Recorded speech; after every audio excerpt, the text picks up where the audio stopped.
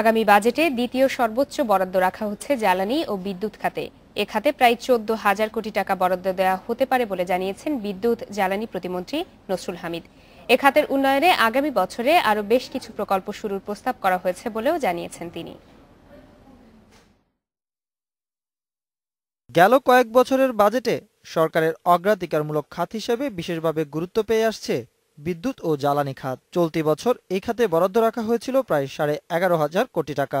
আর আগামী বছর এই খাতে বরাদ্দ আরও বাড়ানোর প্রস্তাব করেছে বিদ্যুৎ জ্বালানি ও খনিজ সম্পদ মন্ত্রণালয়।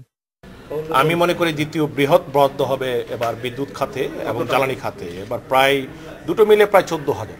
বাজেটে বিদ্যুতের উৎপাদনে বিশেষ বরাদ্দ রাখার পাশাপাশি সঞ্চালন এবং বিতরণ লাইনের উন্নয়নে গুরুত্ব দেওয়া হচ্ছে বলেও জানান তিনি। একটা নিরবিচ্ছিন্ন বিদ্যুতের ক্ষেত্র তৈরি করার জন্যই এবার বাজেট একটা বড় বরাদ্দ রাখা হয়েছে আপগ্রেডেশন প্রোগ্রাম এবং ট্রান্সমিশনের ক্ষেত্রে। এছাড়া আসছে বাজেটে জ্বালানি খাতেও বিভিন্ন প্রকল্প নেওয়া হচ্ছে বলে জানান প্রতিমন্ত্রী। দেশের একমাত্র তেল শোধনাগার ইস্টার্ন রিফাইনারির আধুনিকায়নের প্রকল্প হাতে নেওয়া হচ্ছে। এর পাশাপাশি বহির্নোঙর থেকে পাইপলাইনে তেল খালাসের পরিকল্পনাও থাকছে বাজেটে।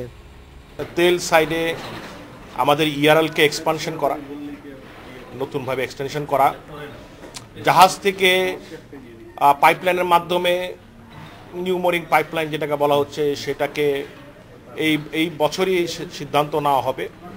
এছাড়া নবায়নযোগ্য জ্বালানি খাতের উদ্যোক্তাদের জন্য আসছে বাজেটে বিশেষ প্রণোদনা রাখা হচ্ছে বলে জানান তিনি। Ashraf Alam, independent news, Dhaka.